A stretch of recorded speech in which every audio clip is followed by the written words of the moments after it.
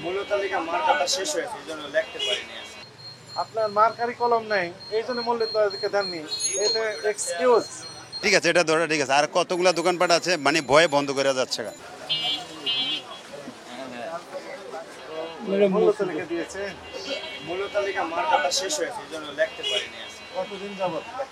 আজকে এই যে আমি রই আছে সিলেট আছে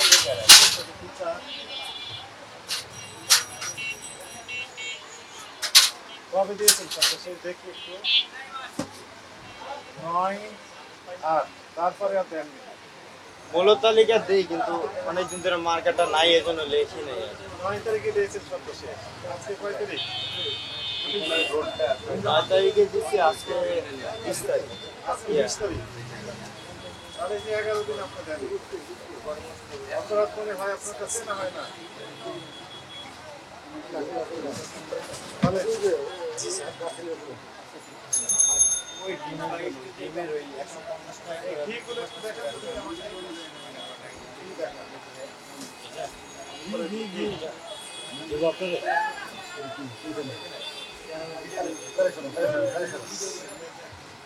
ঘি আপনারা তৈরি করছেন না কিভাবে রয়েছে? এটা কিনা নিছে, কোথা থেকে? এক লোক দিয়া যায় আর কি। এক লোক দিয়ে যায়। কত করে দাম নেন?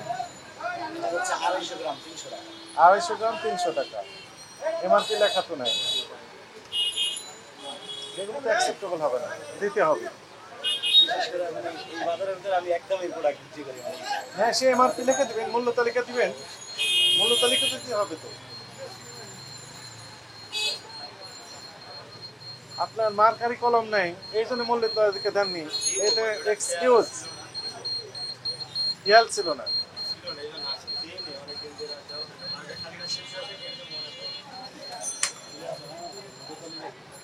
প্রসিকিউশন ফর্ম লেখেন, মূল্য তালিকা নেই, এগুলো প্রোডাক্টের মূল্য তালিকা নেই।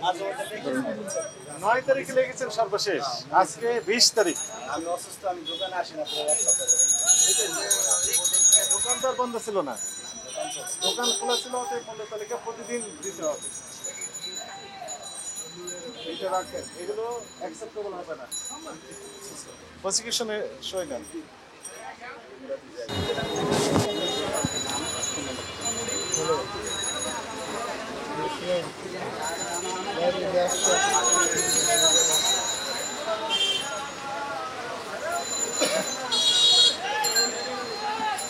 অনেক দই আছে।